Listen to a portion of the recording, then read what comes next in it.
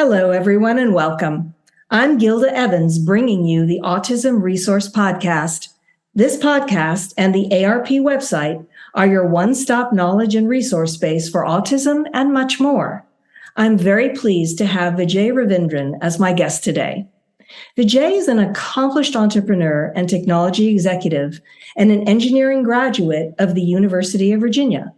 He is the founder and CEO of Floreo, a venture-backed startup developing virtual reality learning for people with autism spectrum disorder, ADHD, and anxiety.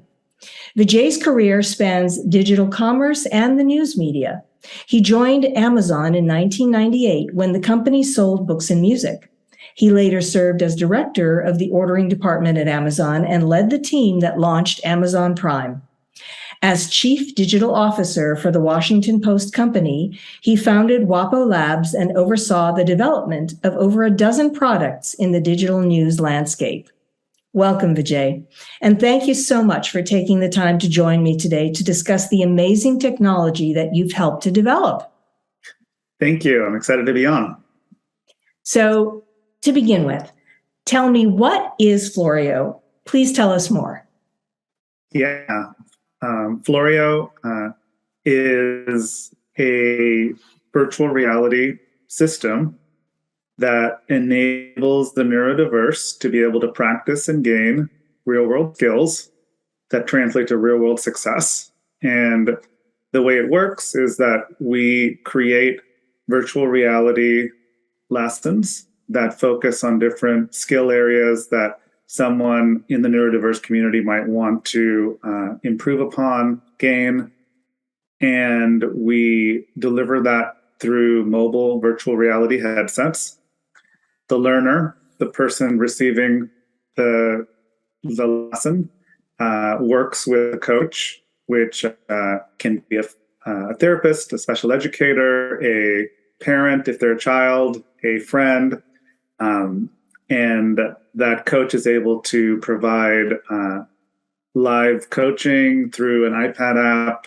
They can see what the learner is seeing, and they're able to also manipulate some of the characters to create some of the social dynamics and other interactions that can help make the skill something that's teachable. And so Floreo is a virtual reality product that we then license to therapists, special educators, and parents, and then they use it as a subscription-based product to work with the neurodiverse.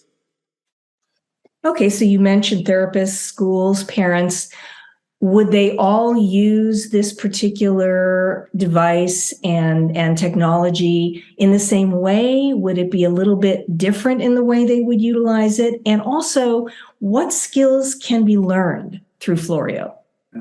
Yeah, those are great questions. So the lessons range from, so taking it backwards, the lessons range from a wide array. We have over 200 lessons in our catalog today. We release new content every month. So we're always taking advice from our existing customers on where are areas that we can be helping the neurodiverse. And so, we started the product focused initially on younger kids. So we worked on some of the areas that would be typically part of early intervention, such as gestures, imitation, joint attention, which encompasses areas like understanding the significance of pointing. And we expanded that into social skills in the school, safety areas like crossing the street or handling a bullying situation, law enforcement encounters, and then have moved into areas such as executive function and emotional regulation. And with our recently announced contract with the state of Tennessee's Department of IDD, workforce training as well. And while we work with a number of different stakeholders who use Floreo, they tend to incorporate it in different ways. So what we find is that we work with lots of different styles of therapists, ranging from speech therapy to occupational therapy to behavioral therapists to psychologists. And so they all have their own unique protocols and learning paradigms. And so our lessons are presented based on skill categories, and that those coaches, therapists then make a decision of which skill categories and which lessons within it are appropriate to fold into what they're doing. Similarly, in the special education context, often the IEP for the child is used as a guidepost on which lessons might be appropriate in Floreo, and then based off of that, integrated in. In the educational context, it's often also that it's being used in a classroom. And so our coaching app can be projected onto a smart board or using Apple AirPlay shared on a screen, enabling other classmates to be able to follow and cheer their classmates as they go through the virtual reality. And then the headset might be passed around in a turn-taking style.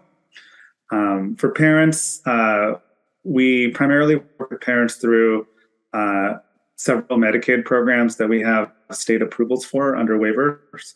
And their parents, there's lots of different circumstances parents find themselves in, from situations where they simply can't get professional services because of where they live or family situation, to wanting a supplement to help with weekends and evenings or times that they're not receiving professional therapy. And so our system is simple enough for a parent to use. What we find is that ideally there's someone else helping them on what the appropriate lesson plan is and how to then know when to move on to a new skill category.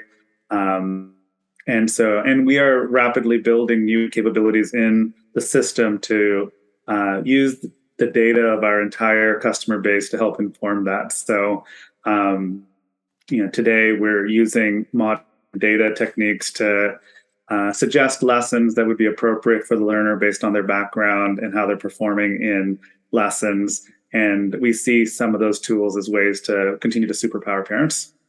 That's all absolutely fascinating. I particularly like what you said about the fact that the experience can be shared.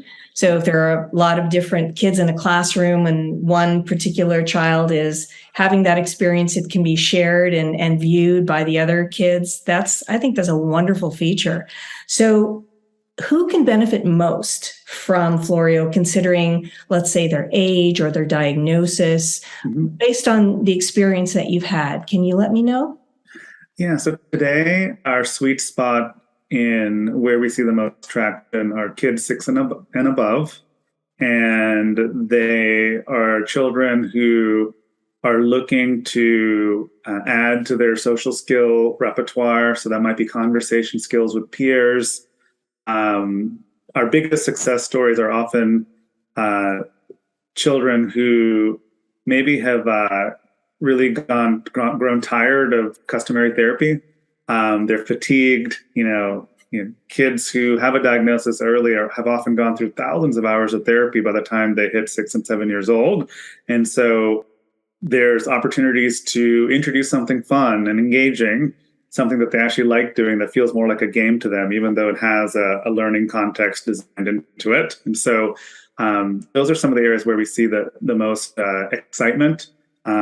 We have received lots of requests to build out more and more skills that are in that tween and early teen young adult space. And so that's an area we focus on quite a bit because of customer demand. And I think there the opportunity is, as we know, a lot of the therapy complex that exists right now is really aimed at younger kids. And so there's a shrinking of options as a child becomes a young adult on ways to help them get past the hurdles that face them, throughout growing up if they have a neurodiverse condition. From a diagnosis standpoint, the system has been primarily used with autism diagnoses. However, the executive function and emotional regulation content has allowed many of our customers to expand its use into ADHD and anxiety as well. And these are, of course, often coexisting conditions with autism. And so some of that's overlapping. We do have school districts as customers, and so they tend to make decisions more based on the IEP and not on the medical diagnosis. Yeah, and I was going to ask you about, but you mentioned it before I could ask about the tweens and the teens. I'm curious what sort of demand you have in terms of the skills and the difference in the skills that, say, you would offer to a younger child versus a tween teen? And also, what about a young adult, someone who's actually aged out of the school system but could benefit from something like this? What sort of things are you developing for that age bracket? Yeah. So starting with tweens and early teenagers, our conversation skill lessons are very popular because we have lessons to help you practice your ability to join a conversation, to contribute, to participate with other peer-aged avatars. And when you think of some of the weaknesses in face-to-face therapy today, one is that it's often adult to child delivered, and therefore the children pick up skills and comfort talking to other adults, but that those don't necessarily translate when they're working with other kids in the school and trying to make a new friend. So we have a lot of lessons that are focused on conversation and ultimately trying to help them be able to make friends and succeed in a school setting. That can include, knowing how to raise your hand, knowing how to not to chime in, how to invite someone to sit next to you at the lunch table. There's a number of different scenarios that we can think about. And then there's some that are, very difficult to teach for therapists, such as the bullying scenarios. And so, we are able to create lessons that simulate some of that environment in a dignified way so that the individual can learn those skills. As you get older, we are really excited about the work we've been doing with the state of Tennessee. So we just released new lessons on how to use a public bus system. And so, these include reading the map, knowing where the bus stop is. So you actually walk through a city and walk to the bus stop after reading a map that's a couple of blocks away from where you have to actually get. You have to read a timetable, know which bus to get on, understand the semantics of having to pay when you enter through the front door, ask the driver for help, as well as some of the challenging edge cases that happen in the real world, such as the bus not showing up. And so we're really excited about those. We're working on a new set of lessons for the state, and these all are available for all Floreo customers. So the new set includes areas like time management. And so we're able to get into some of the important skill areas that can be used in a number of different situations. Well, this all sounds absolutely wonderful, really. So where can our listeners reach you if they have questions or if they want to know more? Yeah, so you can learn about all of this and more by going to Floreo's website, which is floreotech.com, FLOREOTECH.com. And you will see links to look at the entire library. You can peruse all the lessons we have. We have also a feature there for any therapist or parent or educator called Why Floreo, where you can actually go through a set of questions, and we will let you know which of our lessons would be applicable to the learners you're thinking about. And then we have an expedited path to allow you to become a customer from there if you're looking to do it. One of the things that I'm proud of is that we've been very focused also on affordability and accessibility for Floreo. So Floreo is an app that's available through the Apple App Store. And so, from an equipment standpoint, you just need an iPhone 7 or above and an iPad to use Floreo. And you can download through the App Store and reach out to us for an account after you've downloaded it if you want to as well. Well, that sounds terrific. And before we end, tell me, is there anything that I haven't asked or that we have not covered that you would like to add at this point? So I think the thing that as an entrepreneur who didn't know anything about healthcare when I started Floreo, one of the things that's become really apparent is how important it is to develop the product so that it can also be compatible with how the healthcare system works. So, we have been working hard on the Medicaid approvals that we have in 5 states now: Tennessee, Maryland, DC, New York, and Wisconsin. We also have just been approved for a CPT-3 code, which is the procedure terminology treatment codes that therapists add to their bills. And that's part of a long-term strategy of enabling reimbursement for providers that choose to use our technology. We want to make it possible so that a healthcare professional can choose to use Floreo purely based on what's in the best outcome interest of their client, without having to think about the cost of the system. Well, that's really good to hear, because we all know how important accessibility is to this kind of technology and therapy and so forth. I mean, it's great to have it there, but if you can't access it, then it doesn't do the child or the client very much good. So it's really good to hear that you're working on all that and helping to make it accessible for all of these people. And thank you so much, Vijay, for your time and for sharing some great information with us today. Thank you so much for having me.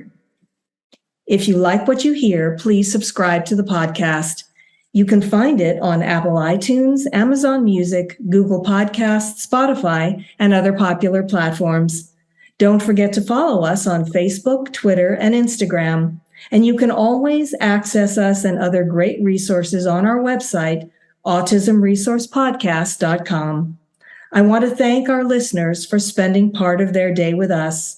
This is the Autism Resource Podcast, and I'm Gilda Evans, reminding you to take care of yourself and that special person in your life.